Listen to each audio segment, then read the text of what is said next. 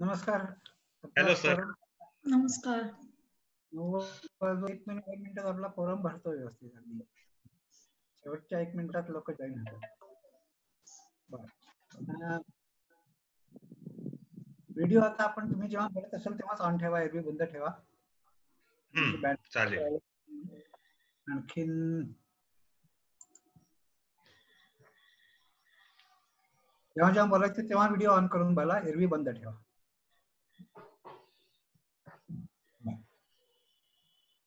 आपला ग्रुप भलताच ऍक्टिव्ह झालाय. आणखीन आता आज मला वेळ होता, आज मी वाचलं आणखीन रिप्लाय केले. प्रत्येक वेळेस शक्य नाही, आपापसात एरवी बोलायला हरकत नाही. फक्त अजूनपर्यंत तसं झालं नाहीये, पण कुठे हे घसरत नाही ना, ऑफ द ट्रॅक जात नाही ना, भलत मार्गाला लागत नाही ना, एवढी एक हे ठेवा म्हणजे काही हरकत नाही. मी प्रत्येक वेळेला या संवादामध्ये असेलच असं नाही. जेव्हा वेळ असेल तेव्हा असेल, नसेल तेव्हा नसेल.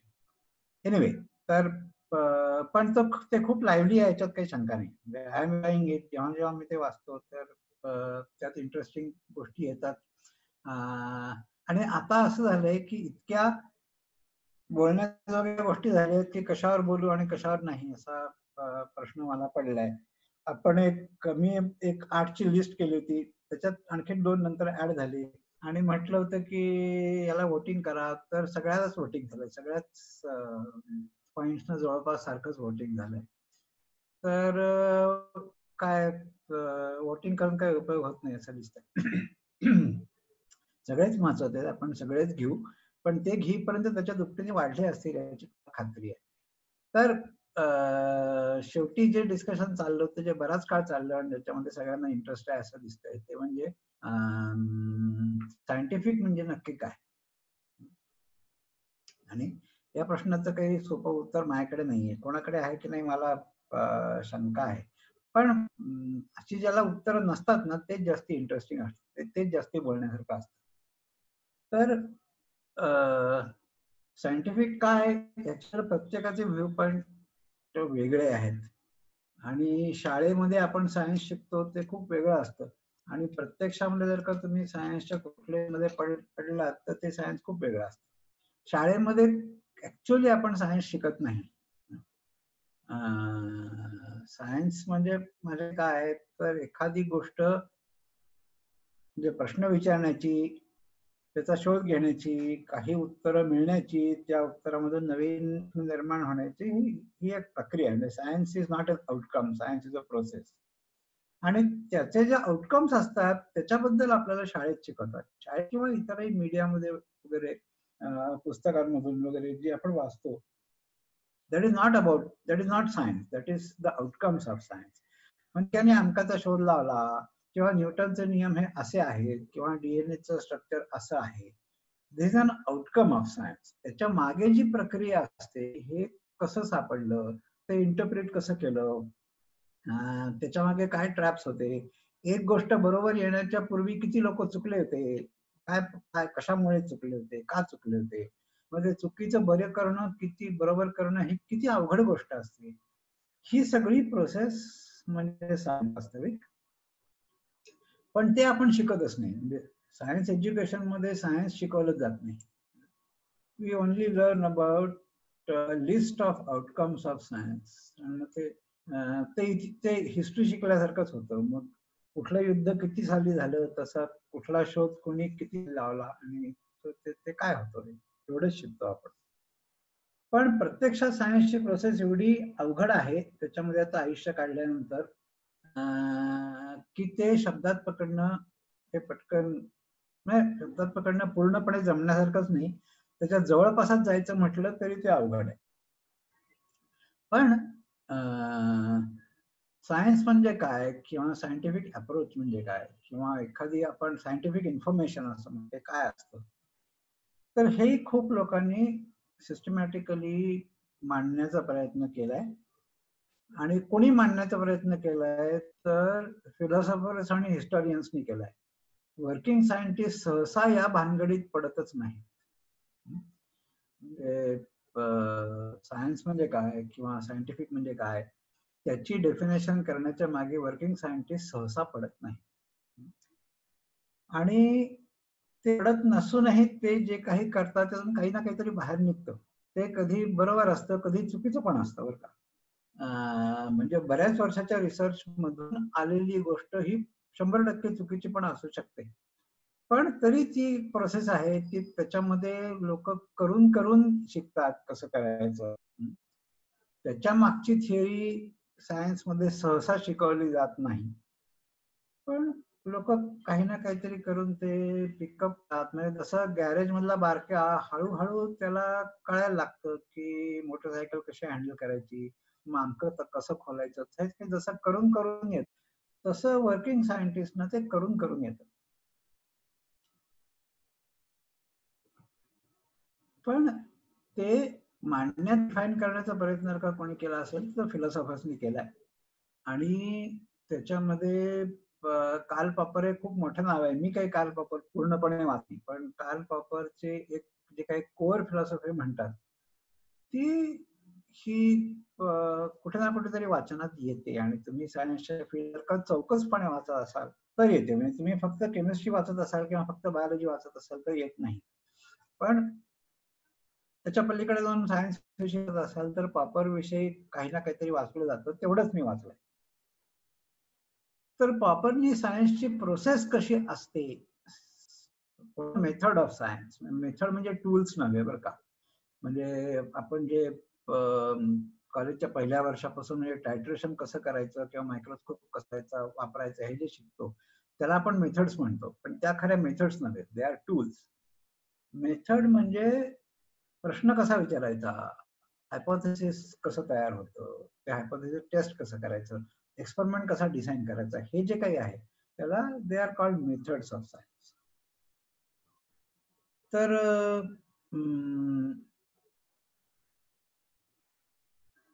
ते ज्या प्रकाराने कार्ल पॉपरनी मांडलं ते काय, ते थोडक्यात अगदी फार खोलात न शिरता पॉपरचं म्हणणं असं की सायन्स हे इज ड्रिव्हन बाय हायपोथेसिस. शाळेमध्ये आपल्याला लोक सांगितलेलं असतं, लोकांनी ते पूर्णपणे चुकीचं सांगितलेलं असतं की जे अजून टेंटेटिव्ह आहे त्याला हायपोथेसिस म्हणतात आणि ते कन्फर्म झालं की थिअरी म्हणतात. असं अजिबात नाही. कारण हायपोथेसिस कधी कन्फर्म होत नाही, ते कधी बरोबर आहे हे सिद्ध होत नाही. तर पॉपरच्या म्हणण्याप्रमाणे की हायपोथेसिस हे चुकीचं आहे सिद्ध करता येतं, पण ते बरोबर आहे सिद्ध करता येत नाही.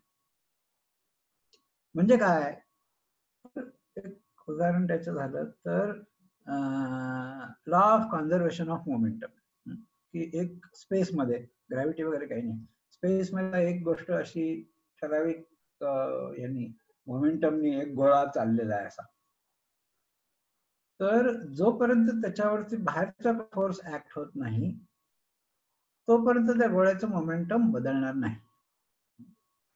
तर हा साधा एक नियम आहे.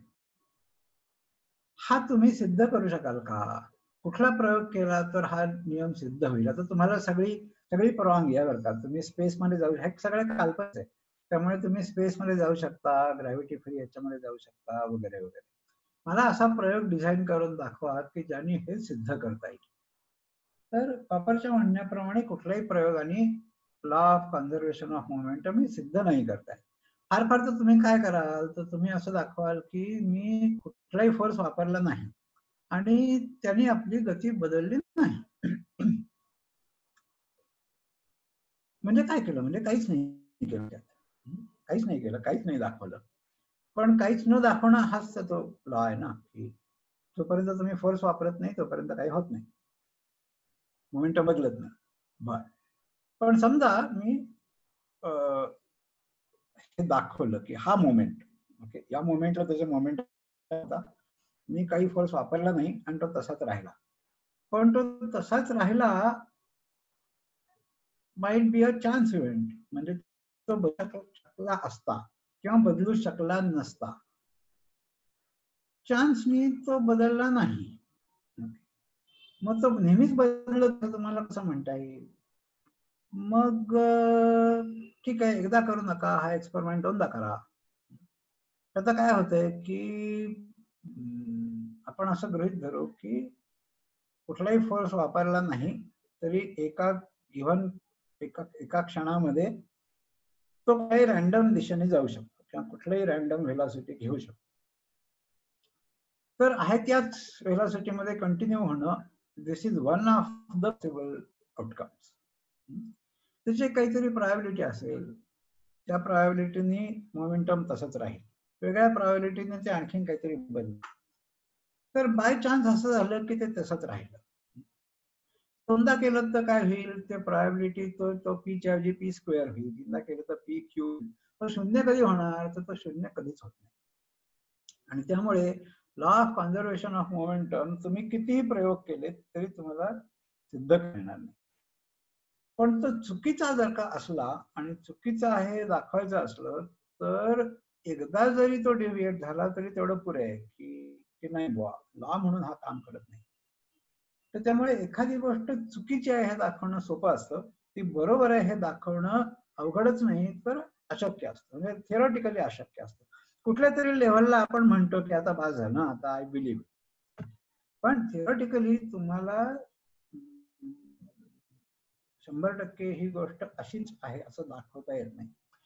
आणि त्यामुळे पापरचं म्हणणं असं की यू गो बाय हायपोथेसिस, आणि ते हायपोथेसिस जोपर्यंत चुकीचं सिद्ध होत नाही तोपर्यंत ते बरोबर आहे असं गृहीत धरून चालायचं. आणि science is a collection of such hypothesis, की जी तुम्ही काही कारणासाठी कुठल्या तरी प्रश्नाचं उत्तर देण्यासाठी किंवा कुठल्या तरी ऑब्झर्वेशनचा अर्थ लावण्यासाठी, कशाचे तरी कारण मीमांसा करण्यासाठी म्हणून तुम्ही एक हायपोथेसिस, आणि मग त्या हायपोथेसिस केल्यानंतर काय, हायपोथेसिस टेस्ट करण्याचा प्रयत्न केला.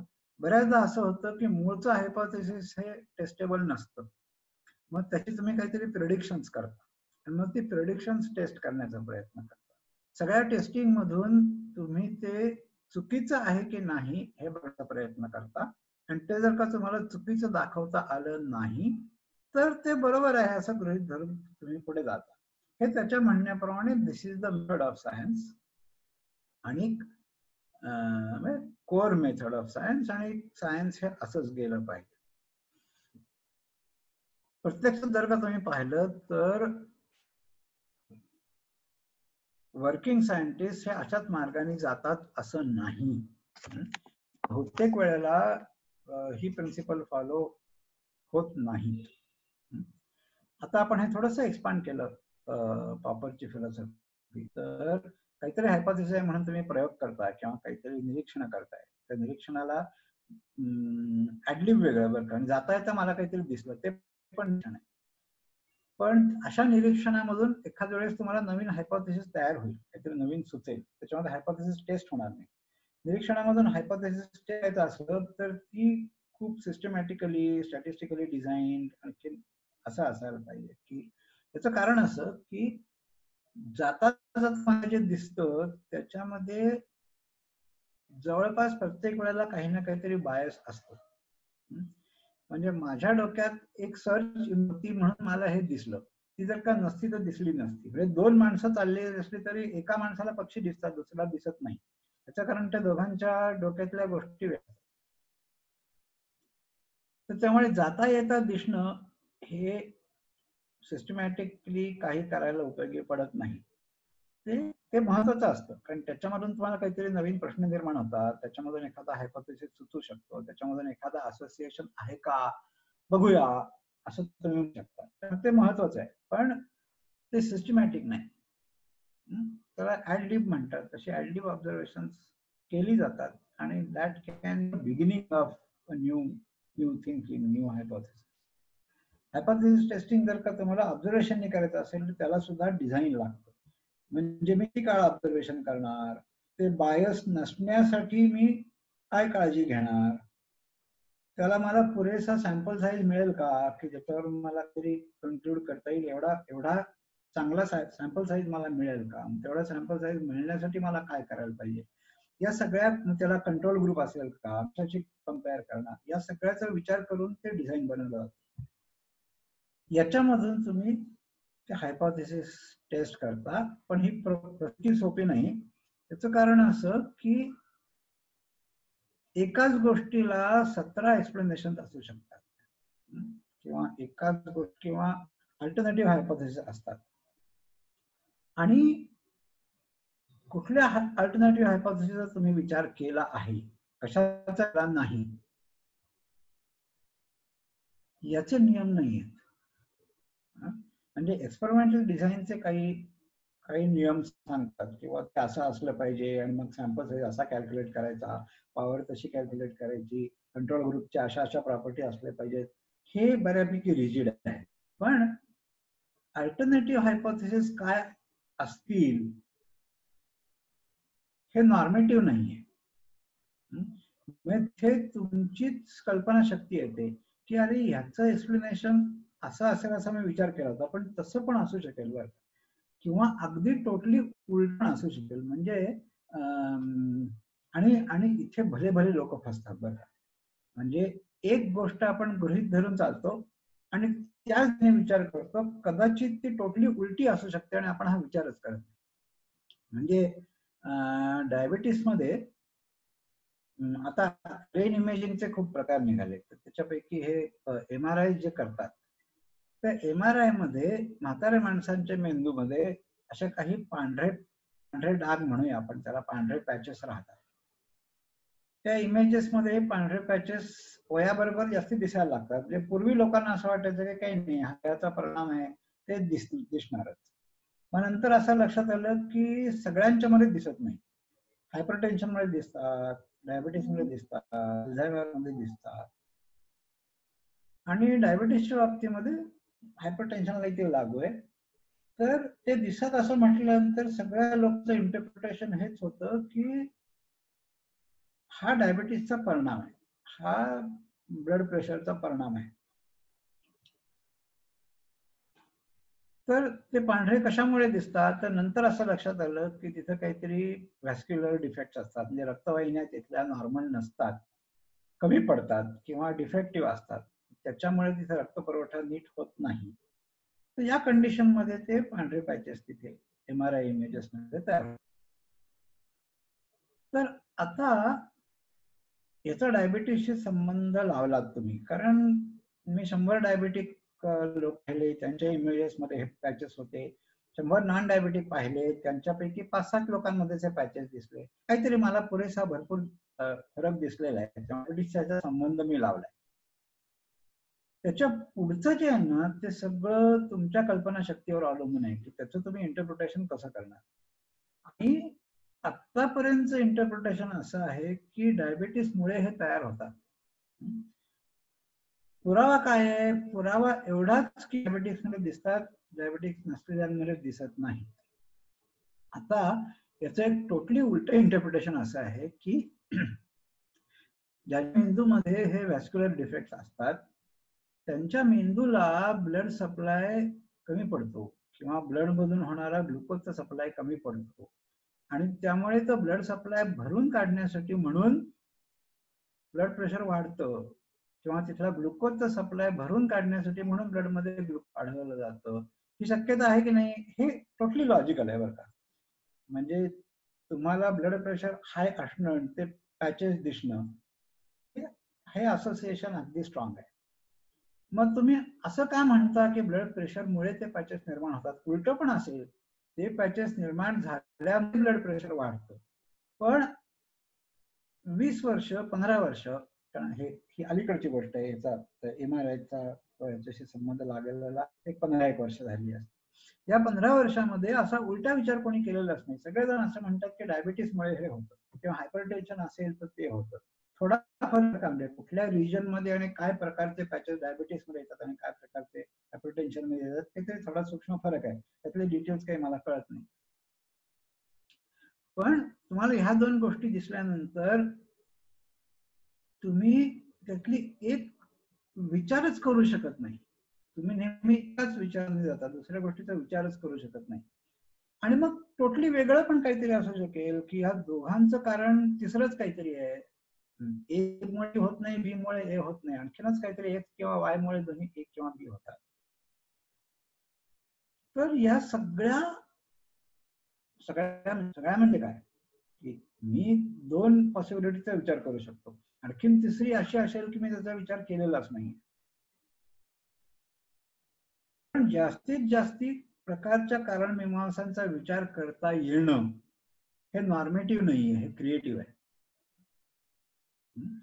हे एक्सपेरिमेंटल डिझाईनचे जसे नॉर्म्स असतात तसं अल्टरनेटिव्ह हायपोथेसिसचा कसा विचार करायचा ह्याचे काही नॉर्म्स नाहीत. ते टोटली तुमच्या विचार करण्यावर, तुमच्या कल्पना शक्तीवरती अवलंबून आहे की ते का होतं बुवा, तर अमक्यामुळे होत असेल, तमक्यामुळे होत असेल, आणखी काही वेगळ्याच कशामुळे तरी होत असेल, या सगळ्या जास्तीत जास्त गोष्टींचा विचार करण्याचा प्रयत्न करायचा. म्हणजे याचं आणखीन एक उदाहरण काही जुन्या लोकांना माहिती आहे, एक्सपेरिमेंट आम्ही केलेले, की सगळ्या फुलांमध्ये मध नसतो. म्हणजे एकाच जातीच्या, एकाच झाडाच्या सगळ्या फुलांमध्ये तुम्ही पाहिलं तर काहींमध्ये मध असतो आणि काहींमध्ये नसतो. ही गोष्ट आम्ही 1998-99 पासून पुढले 3-4 वर्ष त्याचा अभ्यास केला. बरीच पुढली 5-7 वर्ष अभ्यास केला. तर आणि ही कल्पना कट्ट्यामधून आली होती बरं का, की सगळ्या फुलांमध्ये मध कशाला असायला पाहिजे, की फुलांमध्ये मध असेल तर मधमाशा बाकीच्या 2 फुलांवरती पण जातील, त्याच झाडावरती 4 फुलं असली, 4 फुलांमध्ये मध कशाला ठेवायला पाहिजे. तर ही वेड्यासारखी कल्पना आली. मग आम्ही बघितल्यानंतर आमच्या लक्षात आलं की खरंच तसं असतं, खरंच काही फुलांमध्ये मध असतो आणि काही मध्ये नसतो. आता आमच्या डोक्यात जे आलं होतं तेव्हा असं आलं होतं की फ्लॉवर्स माइट चीट, की मध नाही केला तरी मला पॉलिनेशनचा फायदा मिळतोच आहे, मग कशाला मध तयार करायचा. पण याचे इतर खूप इंटरप्रिटेशन किंवा इतर खूप शक्यता असू शकतात की काही फुलांमध्ये मध का नको. मग आम्ही जेव्हा लिटरेचर वाचलं तेव्हा आमच्या असं लक्षात आलं की लोकांनी याचा थोडा थोडा विचार केलाय. कुणीतरी कुठेतरी पाहिलंय की काही फुलांमध्ये मध नसतं, हे बघणारे आम्ही काही पाहिले नव्हतो. ते चिटिंग आहे असं म्हणणारे पण आम्ही पहिले नव्हतो. आम्ही पहिल्यांदा काय केलं तर या सगळ्या पॉसिबिलिटीज एकत्र करून ते तपासायच्या कशा याचा विचार केला. पण बाकीच्या पॉसिबिलिटीज काय होत्या, तर कोणाच तरी म्हणणं असं होतं की जर का प्रत्येक फुलामध्ये मिळत गेला तर तो पॉलिनेटर तिथंच राहील ना, तो दुसऱ्या झाडाकडे जाईल कशाला. तो जर का गेला नाही तर क्रॉस पॉलिनेशन होणार नाही, आणि त्यामुळे थोडस त्या पॉलिनेटरला फ्रस्ट्रेट करणं हे त्या झाडाचं काम आहे. तसं केलं तरच तो दुसऱ्या झाडाकडे जाईल. तर त्यामुळे this might be a fun of nectarless flowers. मग काहींनी असं म्हटलं होतं की जर का नेक्टर अगदी सहजासहजी मिळाला तर ते खोलवर घुसून ते मिळवण्याचा प्रयत्न करणार नाही, आणि ते जर का वरच्या वरती मध पिऊन निघून गेले तर पॉलिनेशन होणार नाही. आणि त्यामुळे त्यांना खोलवर शोधायला भाग पाडण्यासाठी म्हणून काही नेक्टर नसलेली त्यांना जास्ती डीपर प्रोब करावं लागेल. तर ही झाली अल्टरनेटिव्ह एक्सप्लेनेशन्स. आणि मग ही सगळी अल्टरनेटिव्ह एक्सप्लेनेशन आल्यानंतर मला असा प्रयोग डिझाईन करायचा आहे की ज्याच्यामधून हे खरं आहे का ते काय, याच्यामुळे असं होतं का त्याच्यामुळे होतं, आणखीन वेगळ्याच गोष्टीमुळे होतं का, दोन्हीचा संयुक्त परिणाम म्हणून होतं, याची मला उत्तर मिळतील असा मला प्रयोग किंवा ऑब्झर्वेशनल सिस्टमॅटिक ऑब्झर्वेशनची एक डिझाईन बनवायची. सुदैवाची गोष्ट त्यावेळेस की आम्हाला या सगळ्या पॉसिबिलिटीजचा आधी विचार करता आला. त्यातल्या काही लिटरेचर मध्ये होत्या, काही नाही. तर हा आणखीन एक पॉसिबिलिटी सांगतो की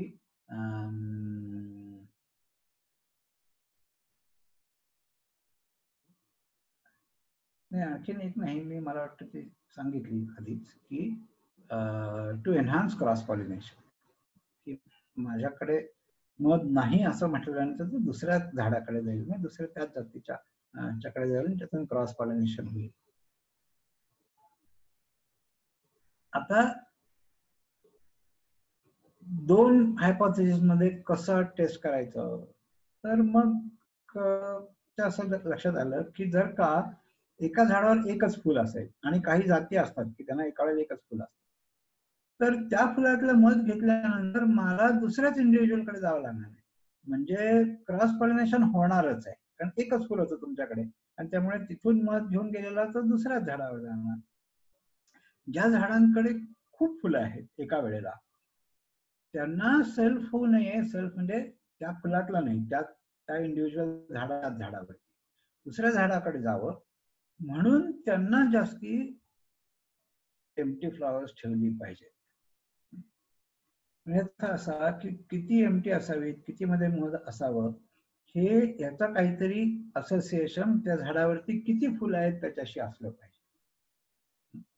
मग आम्ही असे अनेक प्रेडिक्शन्स केली की ग्रेगरियसली फ्लॉवरिंग स्पीसीज असेल तर तुम्हाला काय पॅटर्न्स मिळतील, सॉलिड स्पीसीज असेल तर काय पॅटर्न्स मिळतील, इन्फ्लोरेसन्स असेल तर काय पॅटर्न्स मिळतील, एक एक फुल असेल तर काय पॅटर्न्स मिळतील. आणि अशी 5-7 हायपोथेसिस आणि 8-10 प्रिडिक्शन्स, प्रत्येकाची वेगळी प्रिडिक्शन, प्रत्येक हायपोथेसिसने काहीतरी वेगळं प्रिडिक्शन केलं पाहिजे.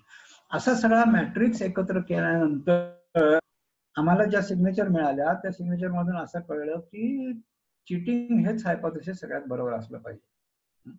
म्हणजे मध तयार न करून मी माझी कॉस्ट वाचवतोय, पण पॉलिनेटरला मात्र असं वाटत राहणार आहे की या झाडाकडे काही फुलांमध्ये तरी मध आहे, त्यामुळे प्रत्येक फुलाकडे जायला काही हरकत नाही. हे जे आहे की you have a number of hypothesis and you have a number of testable predictions coming from, असा याचा एक मॅट्रिक्स आहे, हायपोथेसिस बाय प्रिडिक्शन्स. आणि हा हायपोथेसिस बाय प्रिडिक्शन मॅट्रिक्स आम्ही त्यावेळेला वापरला. त्याच्यानंतर मग आणखीन 2 वेळा आम्ही तो वापरला. आणि त्यापैकी एका पेपरला आम्ही असं लक्षात आलं की त्या रेफरीने अशी कॉमेंट केली की असा हा मॅट्रिक्स वापरणं खूप इंटरेस्टिंग आहे. तेव्हा असं लक्षात आलं की अरे याचा अर्थ सगळेजण असं वापरत नाही. आणि हे खरं खूप लॉजिकल आहे की you have multiple hypothesis, so you should have multiple predictions, आणि त्या सगळ्याचा मॅट्रिक्स टेस्ट करा. पण असं करणारे लोक फार थोडे आहेत. म्हणजे असे खूप बारकावे आहेत की वास्तविक जशी क्लीन सायंटिफिक मेथड आणि एक्सपेरिमेंटल डिझाईन आणि अल्टरनेटिव्ह इंटरप्रिटेशन्स हे सगळं काळजीपूर्वक केलं पाहिजे, प्रत्यक्षात तसं केलं जात नाही.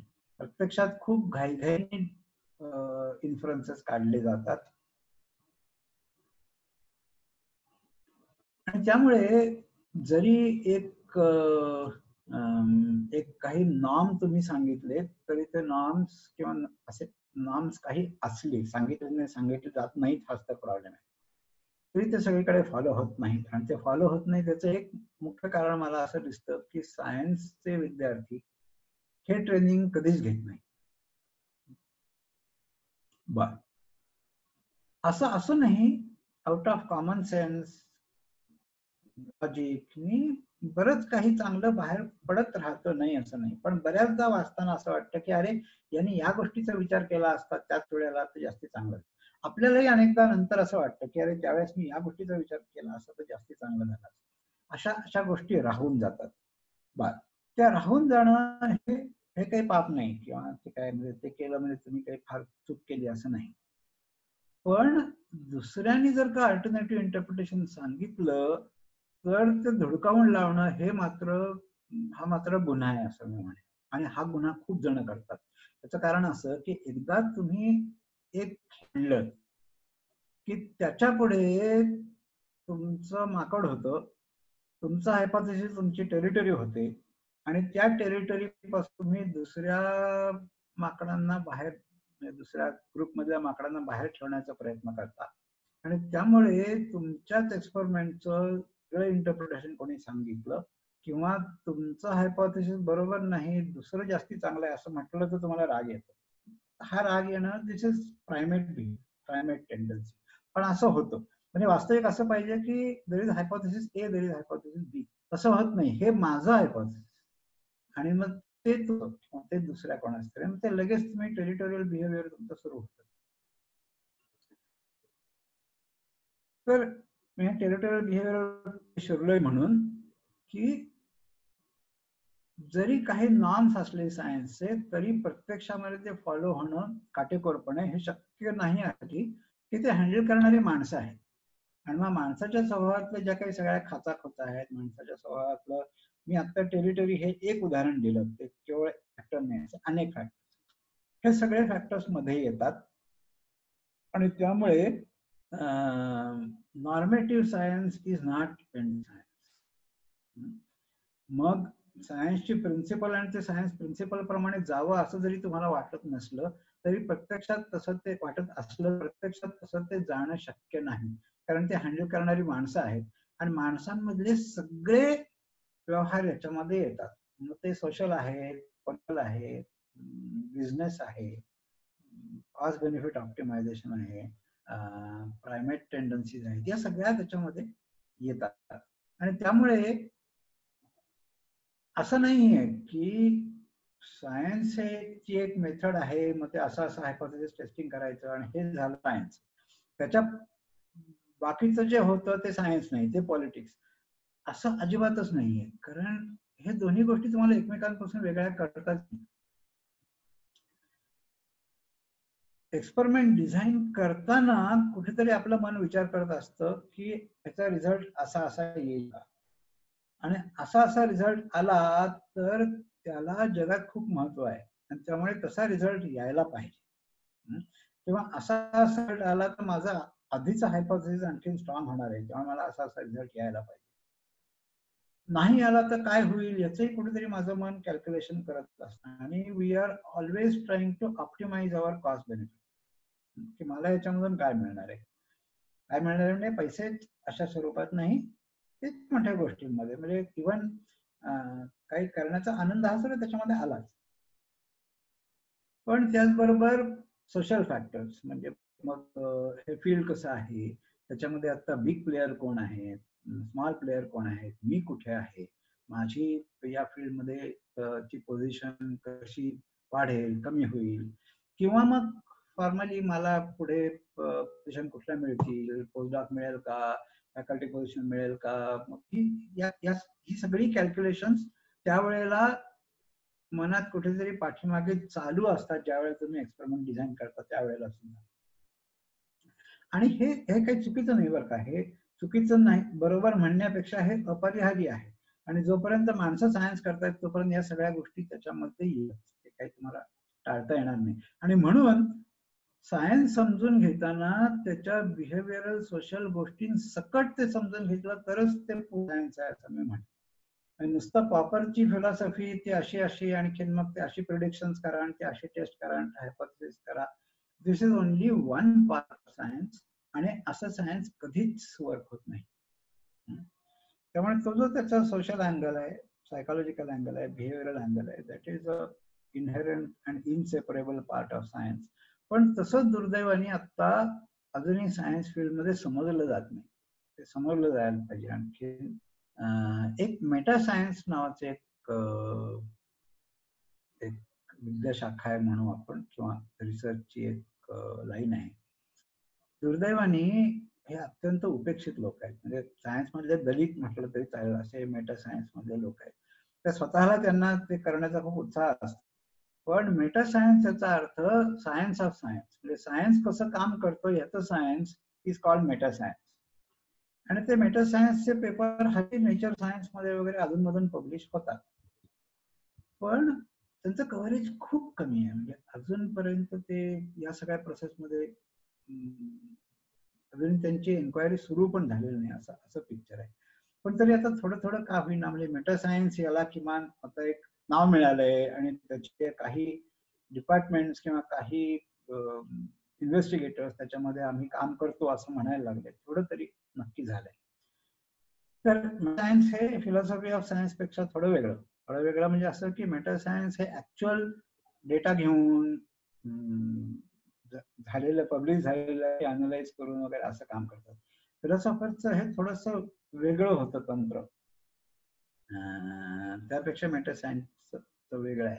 पण मुळात दोघांचाही विषय हाच की सायन्स कसं काम करतं हे सांगणं. पण अजून मेटा सायन्स खूपच अजूनही बालिश आहे म्हटलं तरी चालेल, तर अजून खूप डेव्हलप व्हायचं आणि खूप काम करायचं.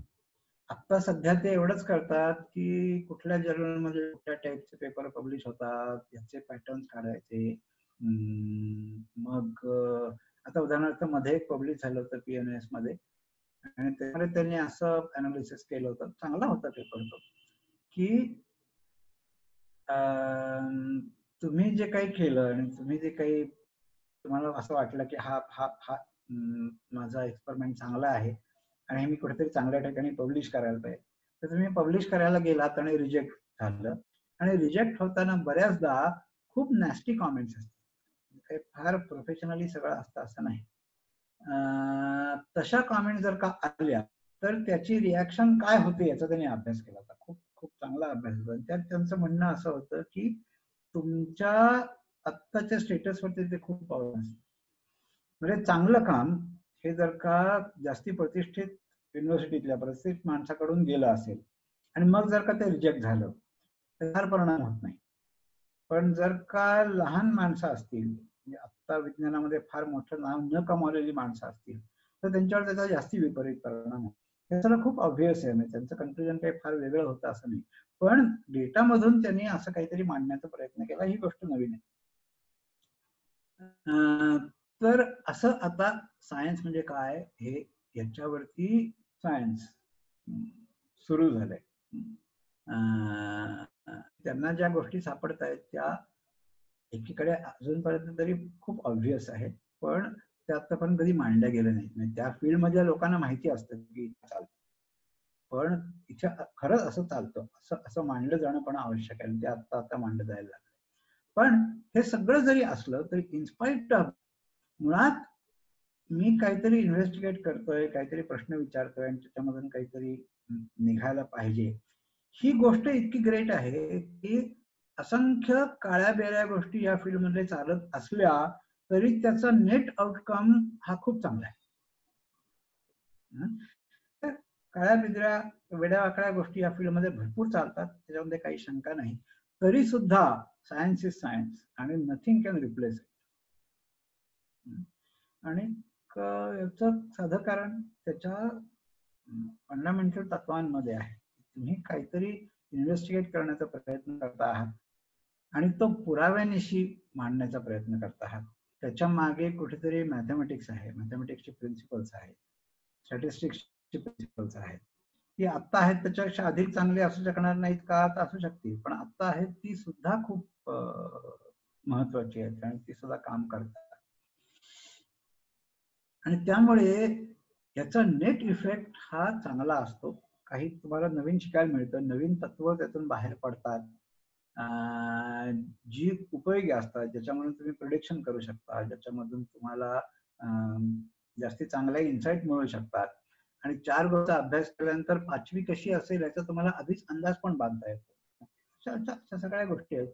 आणि अप्लाइड ॲस्पेक्ट तर आहेतच. आता तुमचं मेडिकल सायन्स कुठे गेलंय, आणखी तुम्ही चंद्रावर गेलात, मंगळावर गेलात वगैरे, हा त्याचा टोटली वेगळा ॲस्पेक्ट आहे.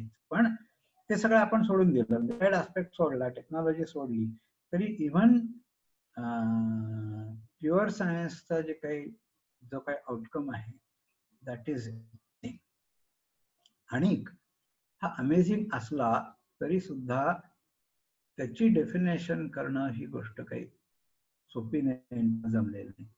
आणि आपण परत परत ह्याच्याकडे त्या विषयाकडे येतो की बऱ्याचदा आपल्याला असं वाटतं की अरे हाय मला खूप चांगलं समजलं, आणि खूप अनुभवानंतर माणसाची अशी हे असते की अरे हे मला खूप चांगलं समजलंय, पण ते शब्दात मांडणं सोपं नसतं. आणि तुम्ही जरी शब्दात मांडलं तरी तुमच्या ज्या मनात आहे ते तसंच वाचणाऱ्याला वाटेल असं पण नसतं. आणि त्यामुळे समजणं हे आणखीन अवघड आहे. इतर बऱ्याच गोष्टींसारखं म्हणजे आर्ट सारखंच बऱ्याचदा आपल्याला ते समजलंय असं वाटतं किंवा आपल्याला ते त्याच्यामध्ये खूप जवळीक वाटते किंवा समाधान वाटतं, पण ते तुम्हाला दुसऱ्याला कम्युनिकेट नाही करता येत. ही गोष्ट सायन्समध्ये तितक्याच फ्रिक्वेंटली होते.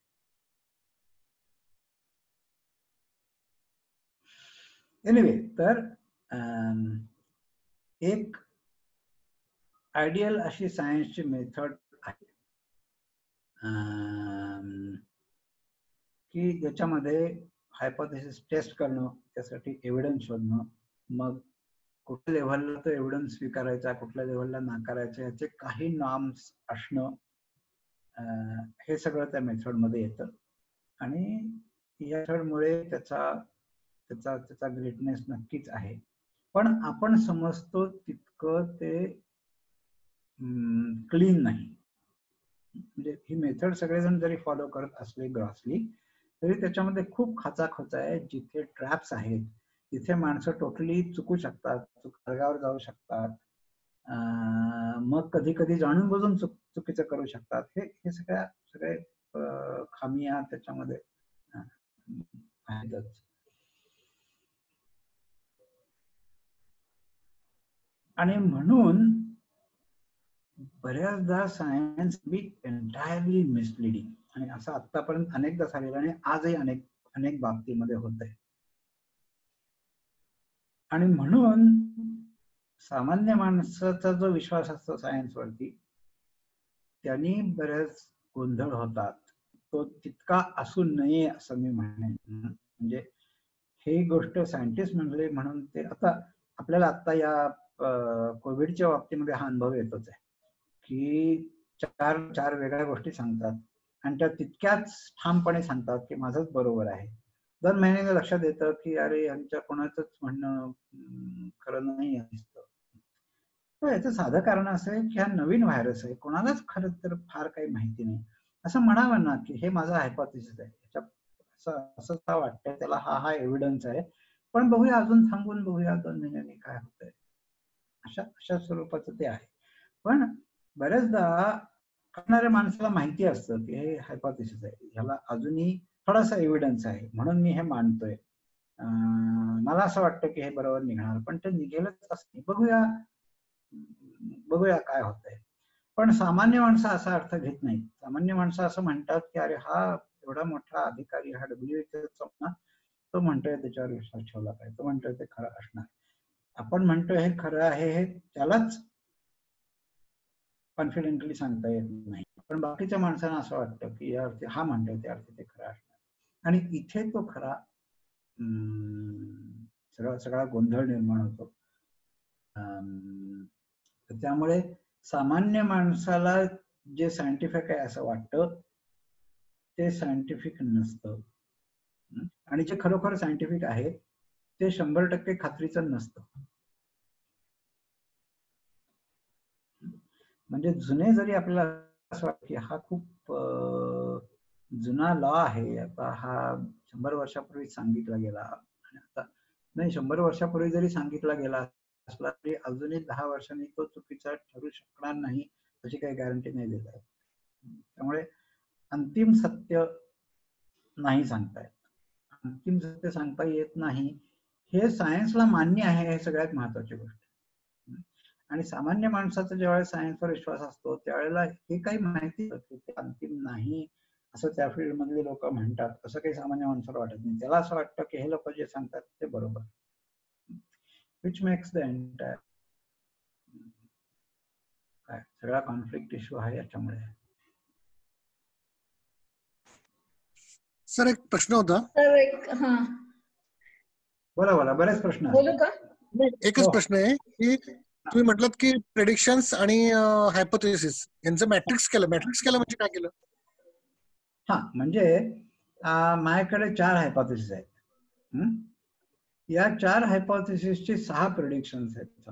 म्हणजे जर का हे हायपोथेसिस खरं असेल तर मला असं दिसलं पाहिजे, जर ते हायपोथेसिस खरं असेल तर असं नाही, हे एक प्रेडिक्शन झालं. माझ्याकडे जर का 4 हायपोथेसिस असली तर त्या 4 हायपोथेसिस मधलं कुठलं बरोबर आहे कुठलं नाही हे बघण्यासाठी मला कदाचित 4 पेक्षा जास्ती अशा टेस्ट लागतील. की ही टेस्ट अशी आली तर मी हे रिजेक्ट करीन, हे ऍक्सेप्ट करीन, ती टेस्ट अशी आली तर मी सी रिजेक्ट करीन, डी नाही रिजेक्ट करणार. ओके, आणि मॅट्रिक्स याचा अर्थ असा की 4 हायपोथेसिस बाय 6 टेस्ट, म्हणजे 6 चौक 24. या 24 टेस्ट तुम्ही केल्यानंतर तुम्हाला काहीतरी सांगता येतं हे बरोबर आहे, हे बरोबर असण्याची शक्यता आहे, हे अजिबात बरोबर नाही, त्याला मी मॅट्रिक्स म्हणतो. पण याच्या आधी काय करायचं मग? याच्या आधी काय करायचं मग? कशाच्या आधी? म्हणजे मॅट्रिक्स तुम्ही म्हटलात की हे नव्याने सांगितले तुम्ही म्हणतात.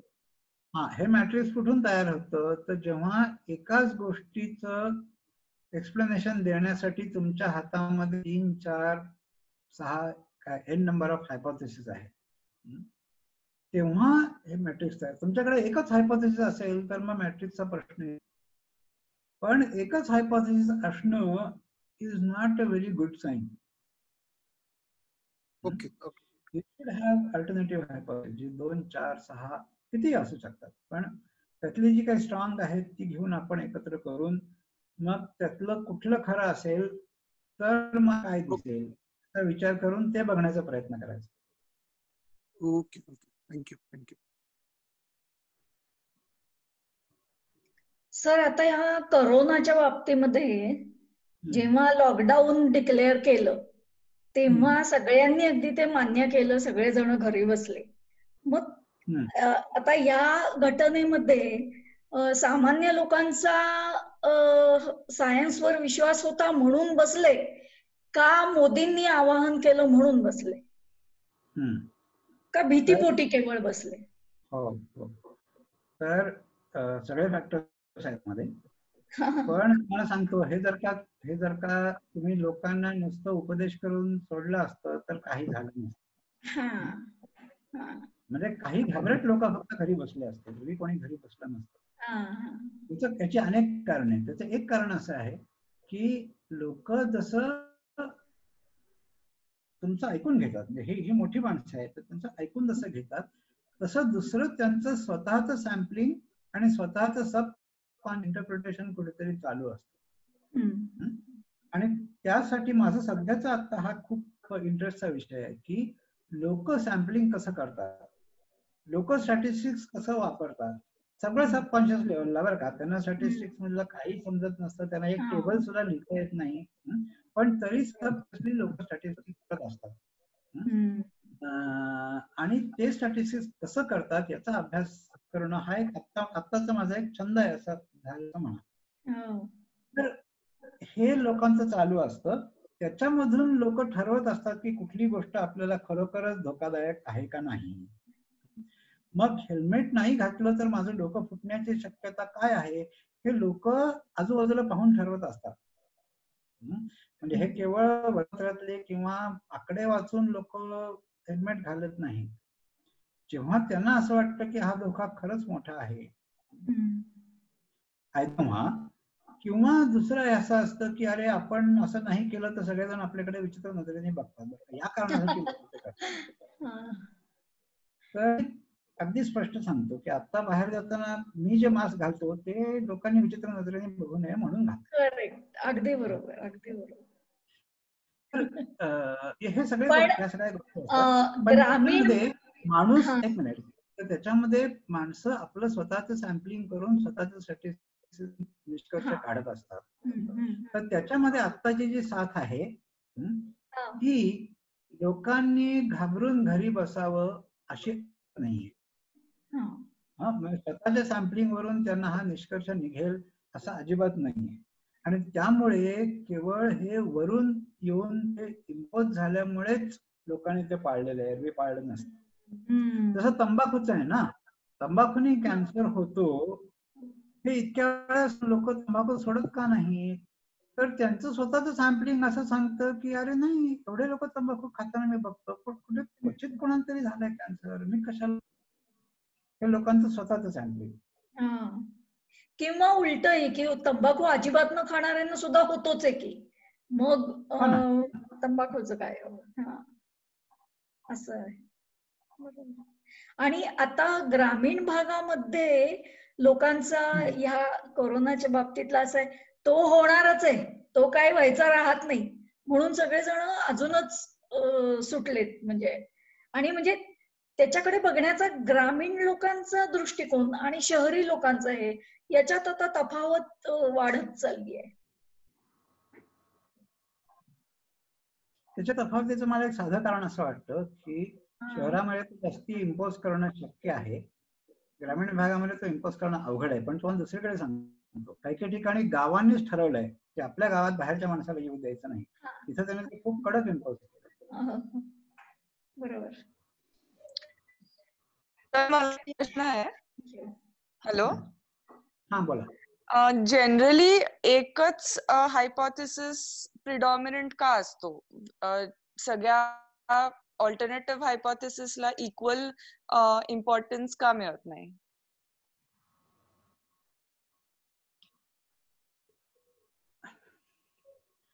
तर कुठेतरी आपलं ट्रेनिंग पण त्याच्यामध्ये येतं. कारण एक्सपेरिमेंटल डिझाईनची प्रिन्सिपल सांगताना मे बी सांगताना तुम्ही ओव्हर सिम्प्लिफाय करणं आवश्यक असतं म्हणून असेल, पण एका एक हायपोथेसिस धरून घेतलं जातं आणि त्यामुळे अल्टरनेटिव्हचा विचार शेवटपर्यंत होत नाही. अगदी तुम्ही कन्क्लूड करून पब्लिश करेपर्यंत तुम्ही अल्टरनेटिव्हचा विचार केलेला नसतो. दुसरं त्यातलं एक कारण असं आहे की जर का ते हायपोथेसिस तुमचं असेल तर तुम्हाला त्याला कॉम्पिटिशन नको असते. त्यामुळे तुम्ही ती तुमची टेरिटरी झाली म्हणून तुम्ही इतर हायपोथेसिसचा विचार करत नाही, अशी पण एक शक्यता असते आणि खूप कॉमन आहे की मला हे हायपोथेसिस मांडायचं, हा माझा सिद्धांत आहे, मग मला बाकीचं नको.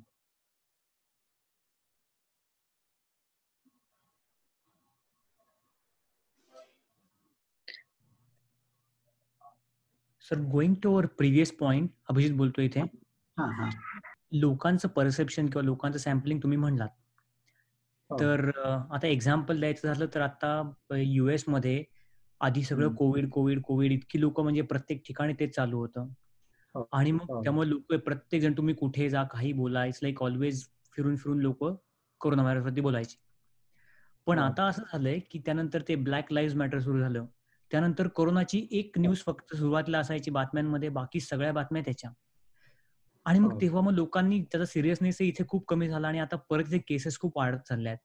तर डू यू थिंक दॅट की लोकांचं perception is also driven by like media आणि आता जे आपलं सोशल काय म्हणतला सोशल सेटअप म्हणा किंवा सोशल मीडिया म्हणा, त्यांनी लोकांचं सॅम्पलिंग हे इतकं फास्ट झालंय की लोकांचे डिसिजन्स पण पटापटा चेंज होत आहेत. तर खूप फॅक्टर्स आहेत त्याच्यामध्ये. म्हणजे काय इथं पण ते होत आहे. इथं आता चायनाचं सगळीकडे लडाखची बातम्यामुळे आता करोनाची बातम्या पडल्या, ते होतच आहे. पण हळूहळू ते होणार. म्हणजे जरी वाढतायत म्हणून तर परत लॉकडाऊन आणा, परत हे करा, हे जरी इम्पोज करण्याचा प्रयत्न केला सरकारने, तरी आता दिवसेंदिवस लोक ते मानण्याच्या स्थितीमध्ये परत येतील असं दिसत नाहीये. त्याचं कारण असं की त्यांना स्वतःला कळतंय की नाही आहे एवढं सिरियस. बघितलं मी 4 लोक त्यातून गेले, आरामात बाहेर आले, कुठे काय झालं.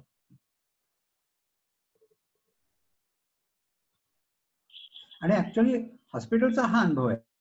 सुरुवातीला जी तयारी होती हॉस्पिटलची, तर त्या मानाने दोन्ही गोष्टी म्हणजे त्या मानाने केसेस पण इतक्या भराभर वाढल्या नाहीत आणि प्रत्यक्षात ICU आणि हे लागणाऱ्यांची संख्या सुद्धा खूप कमी आहे.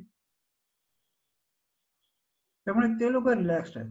तर त्याचा एक आणखीन एक परिणाम असा झाला की सुरुवातीच्या काळामध्ये डॉक्टर आणि नर्सेस, मग ते वॉरियर्स आणि मग त्यांचं एक उदात्तीकरण वगैरे असं खूप झालं.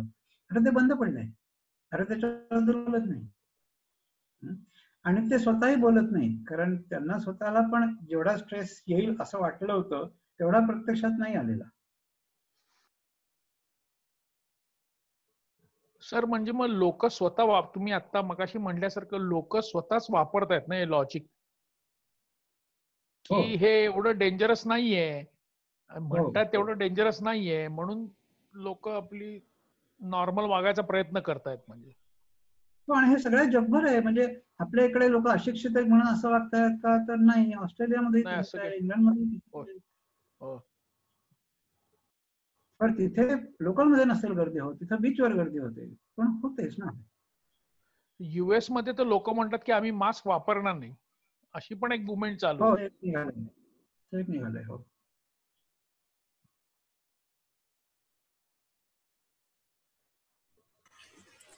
सर एक प्रश्न आहे. मागच्या वेळेस मागच्या एका कट्ट्यामध्ये आपलं बोलणं झालं होतं की कॅच पकडता येतो म्हणजे, किंवा एक दुसरं उदाहरण दिलं होतं तुम्ही की अगदी 4-5 वर्षाच्या मुलाला ग्रॅमॅटिकली करेक्ट अशी वाक्य बोलता येतात, मग त्या मुलाला ग्रामर समजतं का? तर त्याचं कन्क्लुजन एकूणात असं होतं की that is also one kind of knowledge where it works but you don't know how it works, meaning you don't know how to explain it. तर आता आपण असं म्हणतोय की scientific methodology is some methodology by which आपण truth, सत्य काय ते शोधायचा प्रयत्न करतोय. तर मला यामध्ये असं म्हणायचंय की कॉमन मॅन साठी हे काय बरं असेल. म्हणजे आता एक सायंटिस्ट नंबर्स सोबत खेळू शकतो आणि त्याचे दिसणारे पॅटर्न्स आणि त्यातनं त्याला काही सिद्ध करायचं नसेल, but he enjoys doing it. ते जे काय ऍब्स्ट्रॅक्शन्स आहेत, नवीन ऍब्स्ट्रॅक्शन्स बनवणं आणि त्याच्यावरनं काही कन्क्लुजन्स काढणं आणि ते प्रूव्ह करणं, it is part of enjoyment and also side by side it can be proved as science, कारण त्याचे काहीतरी अप्लिकेशन सापडतील.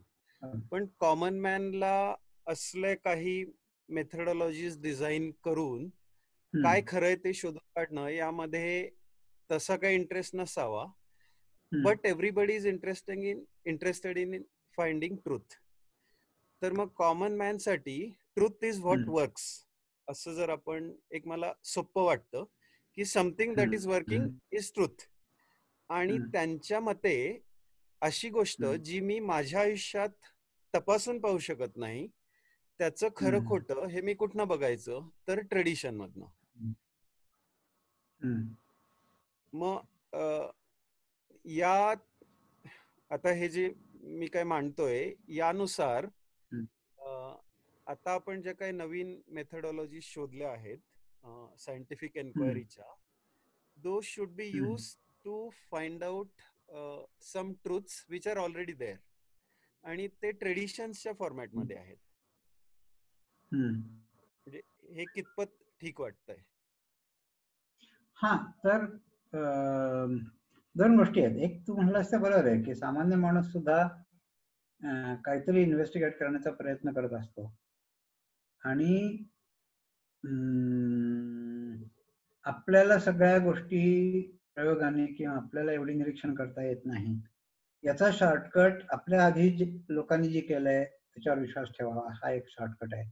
आणि तो शॉर्टकट चूक नाही. इव्हन सायन्स मध्ये लोक हेच करतात. प्रत्येकाला सगळे एक्सपेरिमेंट स्वतः करणं शक्य नसतं, तर आधी केलेल्या एक्सपेरिमेंट वरती विश्वास ठेवूनच पुढे जातो. म्हणजे ती पण एक ट्रॅडिशनच आहे. तर अशा ट्रॅडिशन मध्ये लोक असतात आणि लोक अशी ट्रॅडिशन पाळतात. त्याचं कारण त्याचे कॉस्ट बेनिफिट्स खूप चांगले आहेत, खूप फेवरेबल आहे. तुम्हाला कमी कॉस्ट मध्ये ती इन्फॉर्मेशन मिळते. ती बरोबर असण्याची काही प्रायोबिलिटी आहे, ती चुकीची असण्याची सुद्धा काही प्रायोबिलिटी आहे.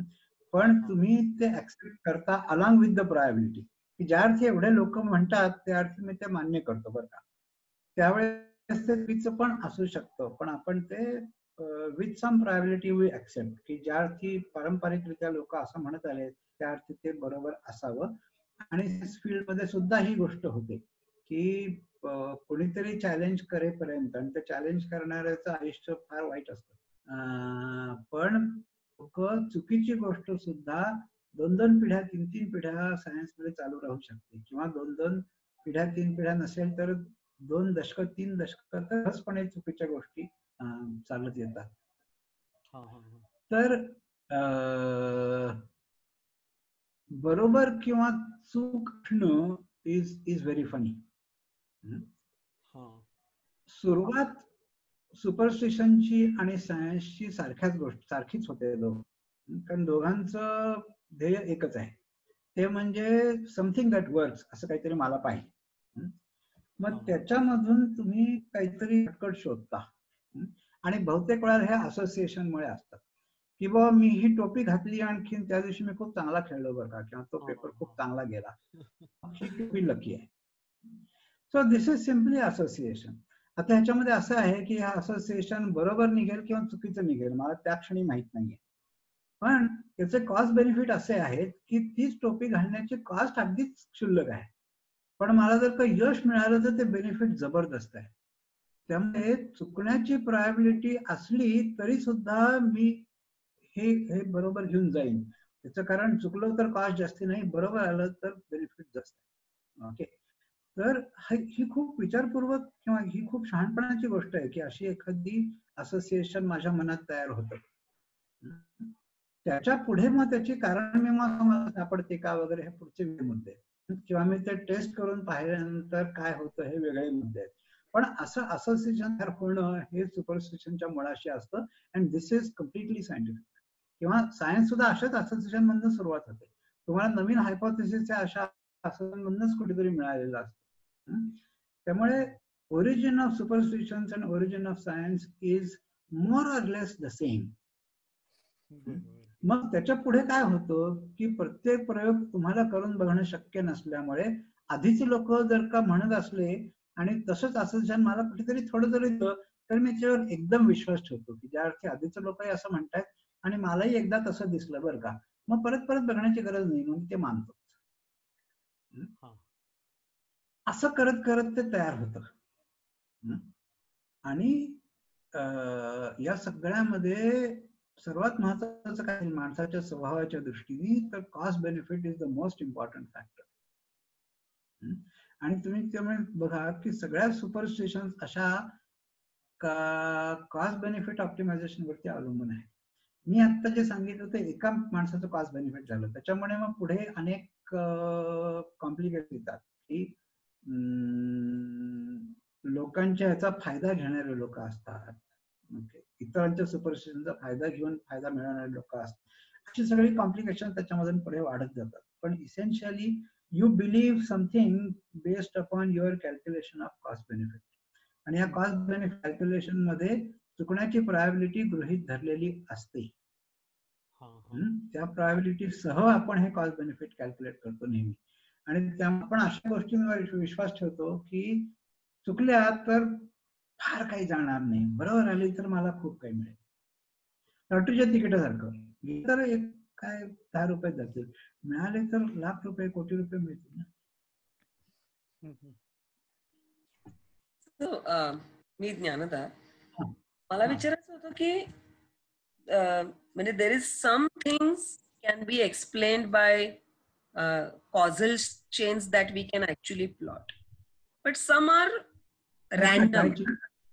म्हणजे कॉझल म्हणजे कारण परंपरा त्यांच्या आपल्याला दिसतात, आणि काही गोष्टी ह्या रॅन्डम होतात. म्हणजे एखादा माणूस, तर या रॅन्डमनेसला लोक कसं फॅक्टर करतात? कारण म्हणजे मला हे नेहमी वाटतं की आता म्हणजे मी सोशल सायन्स मधलं उदाहरण की डाव्यांना वाटतं की कोणीतरी एक्सप्लॉइट केलंय म्हणून कोणीतरी गरीब होतोय, आणि उजव्यांना वाटतं की हा अगदी नालायक माणूस आहे, हा श्रम करत नाही म्हणून तो गरीब राहिलाय. पण काही काही माणसं श्रम करतात आणि काही काही माणसांना कोणीच एक्सप्लॉइट करत नाही, पण तरी दैववशात गरीब होतात किंवा गरीब राहिलेले असतात. अशी अनेक उदाहरणं आहेत. तर त्या रॅन्डमनेसला how people factor in their understanding? तर हा स्टॅटिस्टिक्सचा तर गाभाच आहे की स्टॅटिस्टिक्सचा सगळ्यात मूळ प्रश्न हाच आहे की रॅन्डम इफेक्ट की नॉन रॅन्डम इफेक्ट हे कसे वेगळे करायचे, सिग्निफिकंट काय आणि रॅन्डम काय. तर हे सामान्य माणूस सुद्धा करत असतो, एवढ्या सॉफिस्टिकेशनने नाही किंवा एवढ्या एक्सप्लिसिटली नाही, तरी प्रत्येक माणसाला माहिती असतं की काही काही गोष्टी केवळ नशिबाने, केवळ चान्समुळे होतात.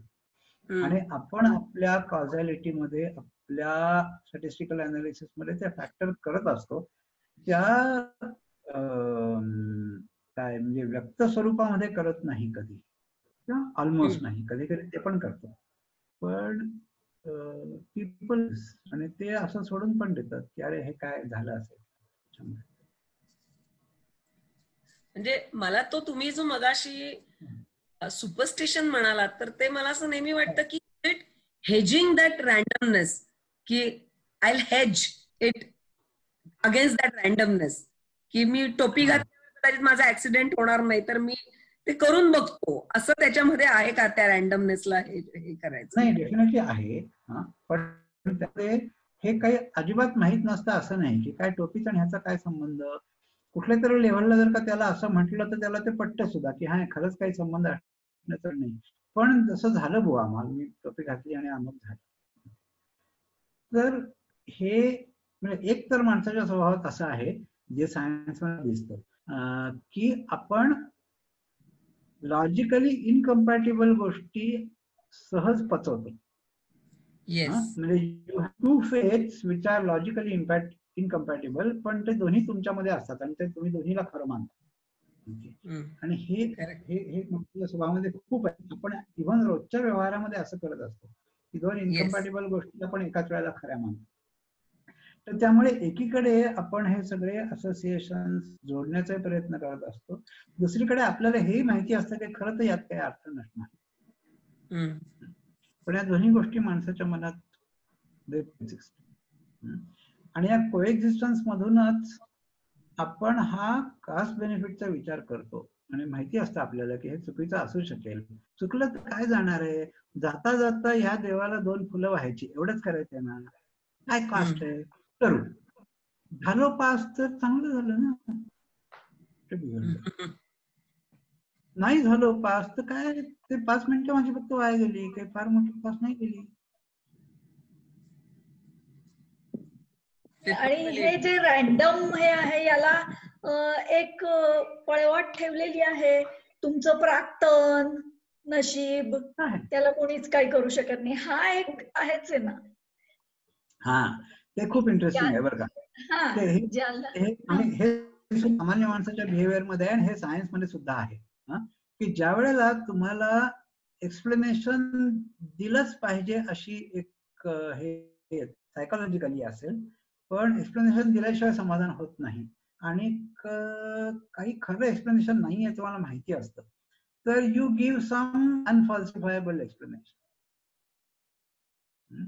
की जे कधी टेस्ट करून बघता येणार नाही असं काहीतरी तुम्ही एक्सप्लेनेशन देता आणि त्यांनी तुमचं समाधान होतं, एखाद्या वेळेस सगळ्यांचं पण समाधान होतं. सर याच्यामध्ये प्लेसबो इफेक्ट जो आपण कट्ट्यावर डिस्कस केला तो पण काम करतो, where your belief, strong belief become reality. आणि त्यामुळे जर मी 2 फुलं वाहिले आणि माझा बिलीफ असेल तर सबकॉन्शियसली आय टेंड टू अचीव्ह माय गोल आणि थोडा कॉन्फिडन्स वाढतो म्हणा किंवा तर तो प्लेसबो इफेक्ट पण इथे काम करतो बरेचदा असं मला वाटतं. आणि सर माझ्याकडे माईक आहे म्हणून एक अजून रिक्वेस्ट करतो, आपण how lungs of birds work ह्याच्यावरती 1-2 मिनिटं आज बोलू शकतो का? नको आता, एकतर ते विषयांतर होईल आणि ते जास्ती टेक्निकल आहे, म्हणजे त्याला ते डायग्राम घेऊन ते घेऊन बसलं पाहिजे. सर प्लेसिबो इफेक्ट सारखंच अजून एक खूप चर्चा असते, लॉ ऑफ अट्रॅक्शन. ऐकले तुम्ही लॉ ऑफ अट्रॅक्शन? कशामध्ये? हे सगळ्याच गोष्टींमध्ये लॉ ऑफ अट्रॅक्शन असे काहीतरी पुस्तक पण आहे एकाचं आणि ते एवढी त्याची प्रचंड चर्चा असते माझ्या मित्रांमध्ये. आणि ते प्लेसिबो इफेक्टच आहे, पण म्हणजे ते अगदी सायन्स असल्यासारखं त्याला मानतात आणि खूप त्याचं महत्व वाढलं. ते रोंडा बायरन अशा एका ऑथरनी सिक्रेट नावाचं पुस्तक लिहिलं, बरोबर पुस्तकावरनं ते पॉप्युलर झालंय. बरोबर आहे, बरोबर आहे. माझ्या पाण्यात नाही कुठे. तर सर की काही काही गोष्ट ते खरोखरच असतं, म्हणजे उदाहरणार्थ अपोजिट सेक्सेस किंवा फ्लॉवर पॉलिनेटर, ही काही काही गोष्टीमध्ये खरोखरच अट्रॅक्शन असतं, त्याच्यामध्ये काही शंका नाहीये. पण कुठेही तुम्हाला ते एक्सप्लेनेशन म्हणून वापरायचं तर ते वापरताना हे एक्सप्लेनेशन म्हणून जर का वापरलं तर ते टेस्टेबल आहे का या गोष्टीचा विचार करायचा. ते खरं आहे का यापेक्षा, कारण खरं आहे का नाही ह्याचं उत्तर आपल्याला पटकन देता येत नाही, पण ते टेस्टेबल आहे की नाही ही गोष्ट, हा प्रश्न जास्ती महत्वाचा आहे. बर, तर भरकटलं जरी डिस्कशन तरी काही हरकत नाही, ते भरकटण्यामध्ये मजा असते आणि काही नाही, ते सगळे पॉईंट काढले होते वगैरे, ते सगळे कुठल्या कुठे गेले माझ्या लक्षात पण नाही काय काय पॉईंट काढले होते आज बोलायचं ना. तर पण कट्ट्याचं प्रिन्सिपलच हे आहे की तुम्ही कुठूनही कुठेही जाण्याची तुम्हाला मोकळीक आहे. अमक्याच विषयावर बोललं पाहिजे आणखी शेवटपर्यंत त्याच विषयावर पाहिजे असं काही बंधन नाही. पण सर तुमचं कधी तुम्हाला वेळ असेल तेव्हा तुमचं ते जे मधुमेहावरचं काम आहे किंवा हे, तर आम्ही नवीन आहोत कट्ट्यावर, तर ते आधी कदाचित तुमचं झालं असेल बोलून, पण ऐकायला आवडेल. तर आपण एखादा कट्टा त्याला डेडिकेट करूयात का? हो, करूयात. त्याच्यावर लिस्ट बोलायचे मध्ये मला. लिहून ठेवा. हो ठीक आहे, पण आता ते लिस्ट कुठल्या सिक्वेन्सने जाईल हे काही सांगता येत रॅन्डम जाऊ. सर इथे लोकशाही वापरू नका, तुम्हाला जे वाटतं ते तुम्ही बोला.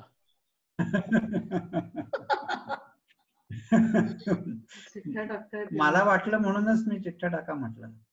एनिवे बर, ठीक आहे, तर आज गुड बाय करूया.